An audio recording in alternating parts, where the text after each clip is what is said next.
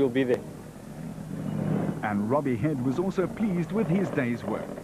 It's a new car for me, new co-driver, and obviously new roads to rally on. But it's been a good challenge, and you know, I think we've done a good job today. I'm pleased with the performance.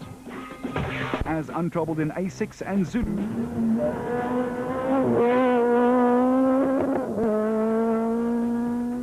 With just over half the stage mileage remaining, it was another early start to day 2 for the same 3 stages as the first day. McRae was first out of the blocks and with lights blazing blasted his way into the tricky stage.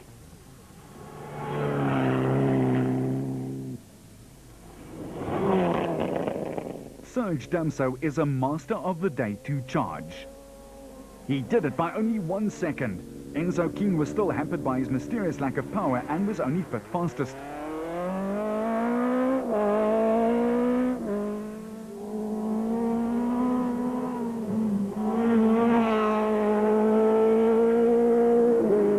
Lawrence was away next, setting the 4th fastest time.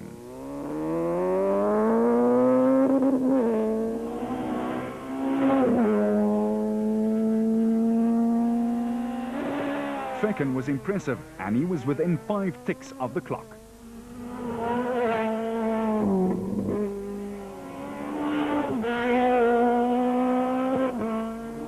Robbie Head clung on to 6th place. Fernando Rueda was flying the South African flag in the chase for the N4 title.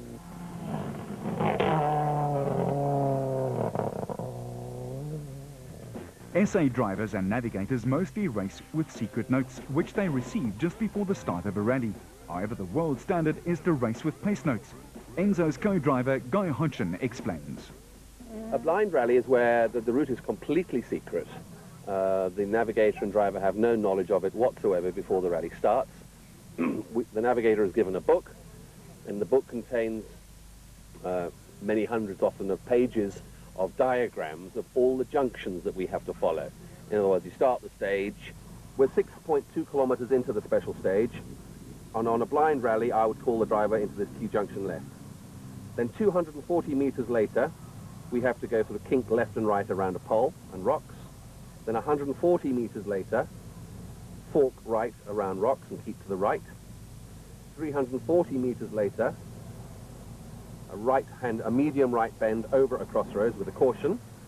Then 200 meters later, turn off, hairpin left. So you can see there's 1, 2, 3, 4, 5 instructions over 1 kilometer. Whereas a pace note rally is where we are allowed to go and look at the road prior to the rally, and we make very detailed description of the road. If we compare pace notes to the tulip diagrams, so turn slow left, into fast right, 150 meters, kink left and right around rocks, 30 meters into a flat jump, and fork right. Into medium left, easy right, 250, fast right around rocks, 150, and then crest is immediately turn hairpin left. So you can see that where we had 5 instructions under the tulip diagram, at least 20 instructions. Much more detail, much more... Drivers now realize that the introduction of pace notes on the local scene has to come rather sooner than later.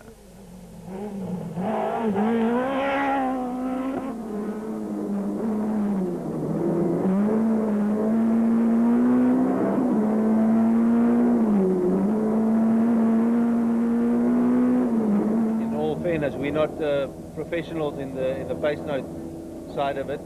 I think that helps a lot though. If you're very au fait with it and how you do your notes is very important, and if you're very good on that, you can...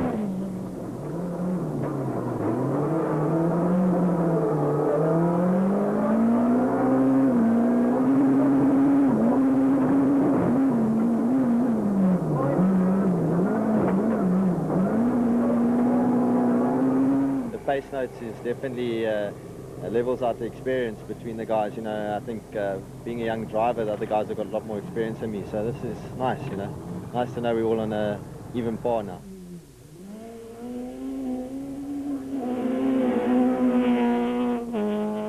I think we have to look at it I've been really, you know, for many years I've been anti it and against it. But I think we have to go to it that way now. And it'll just make the whole thing more even for everybody. And I think it'll help the youngsters also to go quicker. Because they can't wait 10, 15 years to get the experience that the three of us got in the front there. So it'll bring them up straight away. Championship Spec Zero car did its best to wake up the local community ahead of Stage 9. The stage was a repeat of Friday's Stage 2.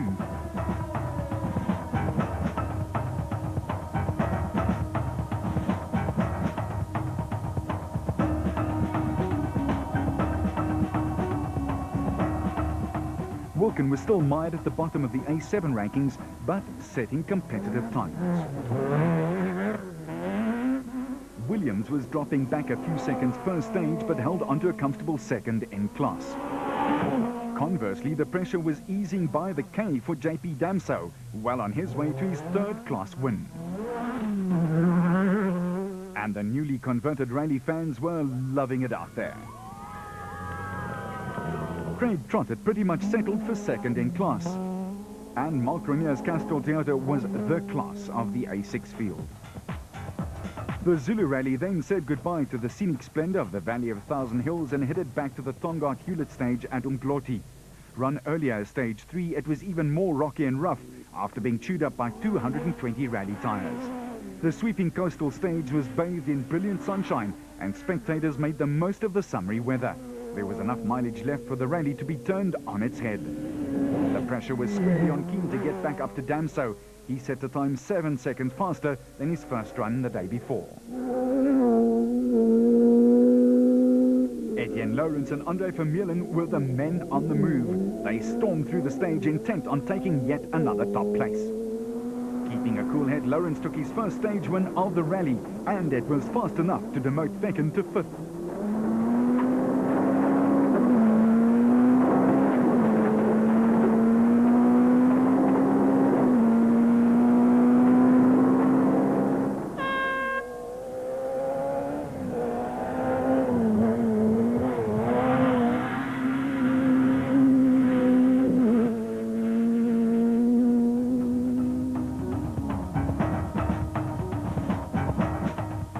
Christoph Witt was still flying along in his Total Toyota. But it was the end of the road for Claudio Piazzamuso and Greg Gericke. The Sasol Runex, over 3 minutes in the lead, landed on its roof and out of the rally. Circus decamped inland to the Richmond area for back-to-back runs through the Mondi Green Hills plantation. This was the only forest stage of the event and was sure to provide the sting in the tail. The roads were mainly smooth and hard and not as slippery as the hilly stages earlier. Alistair McRae could not afford to relax, with Damso just 15 seconds behind, so he was on it all the way. But Head was in trouble. Fernando Rueda was driving beautifully and still ahead in the SA production car race. Nicholas Ryan and Scott van Heerden were trying everything they knew to close on Rueda, but dropped another 15 seconds instead.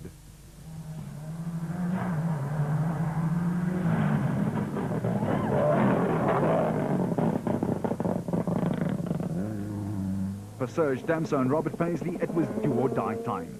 Mileage was running out, and the gap was not insurmountable with a bit of a push.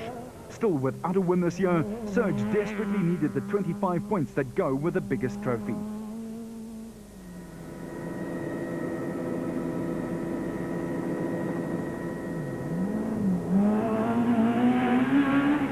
And what's that down there? It looks very much like a Castrol Toyota. Damso was out.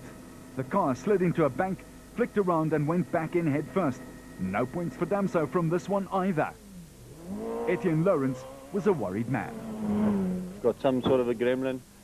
About 10 k's in the stage, it started to jerk and just cut out, and so it carried on for the whole way. And then starts clears for a k or so, hit a bump, same thing happens again. So 4 minutes gone down the tubes. Not a happy man. With a broken intercom and loose alternator in stage 11, Lawrence dropped to 5th place. Keane, Fecken and Lawrence were all that was left in S2000. After a lengthy break, it was down to the final 32 kilometers of stage.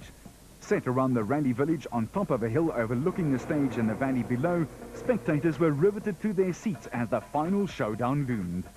With a safe 45-second lead, McRae eased off the pace ever so slightly. Now here's the master at work in car. Fluid with no time-wasting slides, McRae is a model of efficient driving.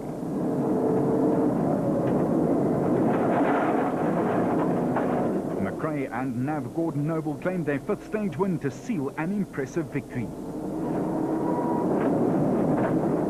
The front air dam came off at a yump in stage 11.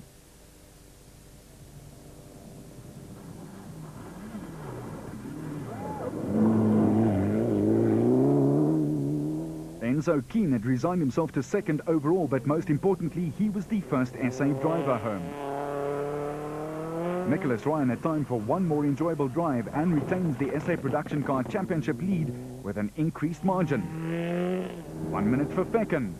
30 seconds and go. Just the podium place was still in dispute. Let's see if Fekkin can defend it from the charging Lawrence.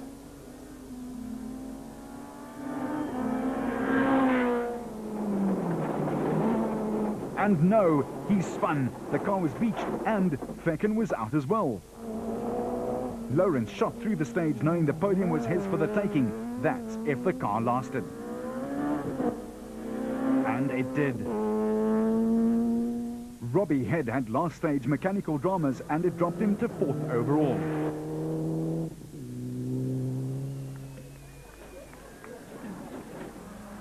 Patrick Emmonspoor was the top African finisher. The Belgian team is now 1 point from the ARC series lead.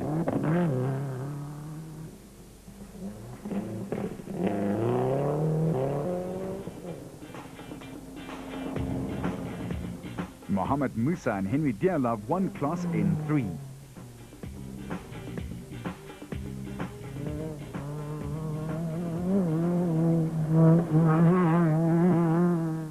Costa Kumantarakis had a lonely rally but won class N2, his 3rd win of the season.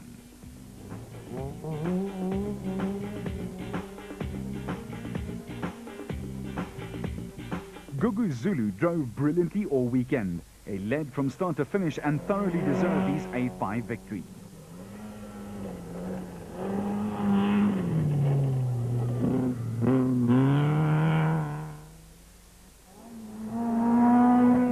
And Chris Birkin in their 3rd ever rally and first time on pace notes stole the show in class A6 in one of the drives of the race. Despite the close attention of the Williamses, JP Damso dominated A7 for a fine top of the podium finish.